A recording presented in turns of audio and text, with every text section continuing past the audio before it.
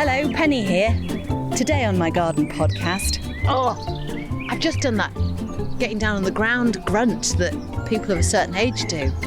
Wow, wow, moan, complain, sun's too bright, my knees are a bit damp.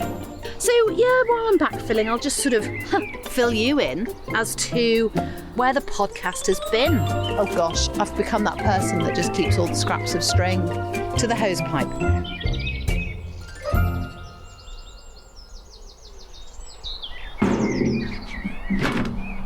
Right, so here we are. Is it episode 1, season 500? So I've brought the wheelbarrow up to the house from the end of the garden, and I've got a bucket full of manure and compost that I've mixed together because I'm taking no chances. I've got a new palm tree that's arrived from my friends at the Palm Centre who were replacing one that was a bit of a runt of the litter. And I'd emailed them, I'd gone, look, you sent me 2, I bought 2, one of them's spectacular, the other one not so. Is it the runt of the litter? And they went, don't worry madam, we'll replace it. Fabulous, right? They're not taking any chances with me. They've sent me a really big one and I'm excited to put it in the ground today. So we're just going to set the scene because this is the first day out. It's the first full day out in the garden. It's the middle of March. There's a nip in the air, I'm not going to lie, but it's crystal clear blue skies, beautiful sunshine. In fact, a slightly annoying sunshine. You know when that slightly annoying low sun is getting in your eyes and you're like, you know, it's bouncing off your varifocals. You don't know where you are. Anyway, that aside, I've had my staff dig a hole. Hunky husband's dug me a hole, and I'm going to put in the bottom this mix of compost and manure. Can you hear that choking in the background? Joey, can you stop doing that, please? He's sort of doing that coughing that dogs do. Kind of. Okay, not today, darling. Not while I'm podcasting. So it's a bit of a magnificent specimen. I can't talk today. In fact, I've been working this morning. I've been running a session with some leaders on a Saturday. Can you believe that? So I haven't done a full garden day, which has been a bit frustrating, but I definitely, when I got home, I was like, right, I'm going to get out into the garden. But I have lost my language, so it's probably not the best. It's not the optimum conditions for doing a podcast. Sorry about that. Right, let's get some soil in the ground. I don't want to take any chances. Oh gosh, I've just done that getting down on the ground grunt that people of a certain age do. Sorry about that. And I'm just getting into this hole. I'm going to pat it down. I'm on my knees in the damp lawn, which hopefully will be changing any day and getting a little drier. We've had so much rain over the last 6-8 weeks. It's been phenomenal. Right then, here we go. Here's the new palm. Welcome to the garden. And in it goes. Now, you know me, I'm a bit of a stickler for a vertical, and that is leaning over towards the hedge side of things. And I do not want it to do that, do I? Okay. Oh, nice. So this palm is... I wish I hadn't sort of raised this. Trachycarpus fortunei. One of the most cold, hardy garden palms. That, when happy, can grow up to 30 centimetres a year. Or in old money, that's 1 foot a year. Now that's the kind of result I'm after, because I want this kind of idea of tropical, relaxing, look out the window and it's like a sort of tropical vibe. And also this spot is incredibly sunny. Now I'm glad to hear that it's totally brilliantly hardy, because you know it can go as low as 5 degrees, -5 degrees in our spot in the UK, which I know for a lot of people listening around the world is not very much at all, but I do want it to survive. You might remember from a previous season that I had a very tall palm. I'd say it was 8 foot tall. I don't know, but taller than me. In fact, I was looking at it thinking I was going to have to be one of those like palm tree climbers that would use my bare feet and a rope to shimmy up to like chop the tops off when they got a bit brown. Never got to that, thankfully. I think I need to water it. That's my instinct. I need to offer up a little bit of water. And the nice thing about watering something when you put it in is that it gets rid of your air bubbles. So when you're going to be putting soil in later, give it a good watering when you've finished it as well. You know, watering into the hole is good for the roots, and then when you've filled it, watering the whole area to just squeeze out those air bubbles. Now that's as expert as you're going to get on this podcast. I hope you realise that. Oh, my knees are so damp. Wow, moan, complain. Sun's too bright, my knees are a bit damp. Really? Right, so to the hose pipe. I got you a bucket of water there. You brought me a bucket of water down. You're just gorgeous, you know that. This morning when I was dealing with the leaders, I said about how, you know, when you value yourself, funnily enough, how other people value you. And I talked about, you know, the romantic life of mine, very briefly, that had been a bit crappy, coincidentally, when I'd been crappy about myself. So now I've got good confidence and self-esteem, and I have a fabulous husband who treats me like, and I was going to say a princess, and then I thought, no one really wants to be treated like a princess nowadays. So I changed it quickly to a royal. And then I realised, in the current climate, being treated like a royal was not such a good idea. Anyway, oh, how we laughed. We did. We had a good time today in our session. Oh, bless you. Oh, that's just what I want. Right, little bit of water around the base.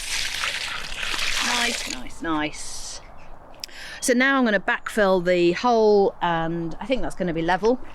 And if it's not, woe betide me, because I'll have to live with that sort of like slightly raised out the ground look. But you know, that's all right in a palm.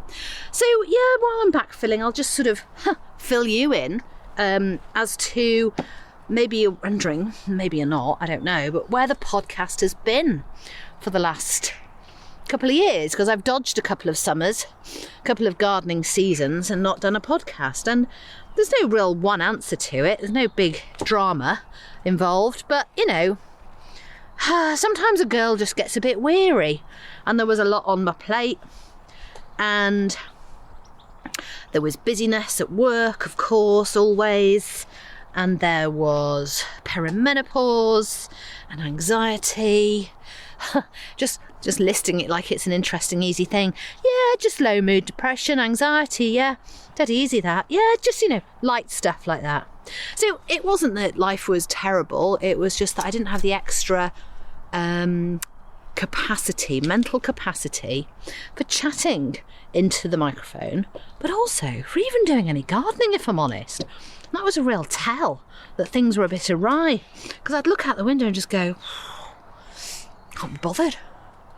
Well, I'll do a bit of mowing every now and again, fair enough, but, you know, generally speaking, it wasn't filling me with massive amounts of joy, and I didn't really have loads of energy to do what I always do. But it's funny, isn't it? I mean, last January, me and my lovely man went on a holiday to Australia to visit my brother, and it was about time. I'd not been to visit my brother Duncan for 14 years. And I had seen him, he'd been over to visit us, but I hadn't actually gone and made the effort to visit him. You know, things get in the way, like, you know, not being able to afford it. And having childcare responsibilities and school holidays, and trying to go to Australia around a Christmas holiday of school is just quite hard, you know, and it's expensive and blah. Anyway, the kids are now a bit more grown up, and we didn't take them, so it cut down on the costs. Anyway, to cut a long story short, went to Australia, had such a lovely time. It was such a good tonic, and sort of felt, I don't know, repaired almost, you know, recovered. Like there was a new me sort of emerging. And, you know, ultimately it was down to the menopause, isn't it? I mean, it's not called the change for no good reason, is it? I mean, really. It does take its toll, and it is difficult, but I feel reinvigorated now. And that was a good 18 months ago, and that sort of lasted really. And it's been the kind of new style for me, the new way of doing things. So yeah, it was a bit of a grind for a couple of years. I can't lie. But now I've got a bit more energy and I know how to pace myself a bit more. And that's all brilliant. So we're now at a point where we can sit back, step back and admire the work. The palm is in place. Let's have a look. God, I hope it's like upright. Yes, it's got that kind of lean, but it's leaning out, and I do like that in a palm. It's got that kind of like on the beach sort of palm look to it, and we'll see. And actually what I haven't done is I haven't unleashed its leaves. It's all tied up, which has made it really easy to plant it, because I know planting a spiky plant is a bit difficult in your face and in your eyes as well, so safety goggles on at all times. So the palm tree's gone in the bed nearest the house, which is a new bed, which is quite exciting. In it before was just in this area before was crappy, mossy, nothingy grass sort of scrubland. And in it was what was once a magnificent tree, a big old, I believe they call it a wedding cake tree. I'm not sure of the right name for it, but looks beautiful. Loads of horizontal white branches, white blossom on branches. Really nice, but it died off. It wasn't very happy. So half of it was sort of like lame, if you like, and the other half was, well, it wasn't doing its thing. So bit of work to get it out and to make the soil in the area palatable, if you like, for plants. So we got there eventually, and it's quite a nice little bed, and I've put into it loads of tulip bulbs which are beginning to come out. So final touches then. Just done a bit of raking around the base. It's all about the base, and then slopping some of that water on, and then unleashing the beautiful palms. There's some elaborate knotting going on here from the palm centre. It was beautifully packaged in cardboard, corrugated cardboard. I thought that's a decent job, isn't it? Gosh, some sort of plastic ties here, quite springy. I don't want to cut them because they might be useful for tying stuff up. Oh gosh, I've become that person that just keeps all the scraps of string in case they come in handy. And I'd say a third of the time it does.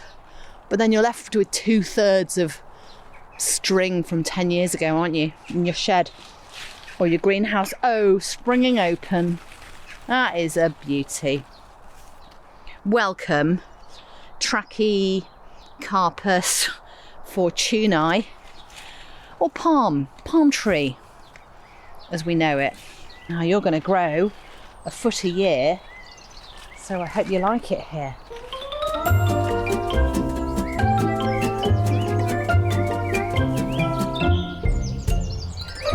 Goodbye.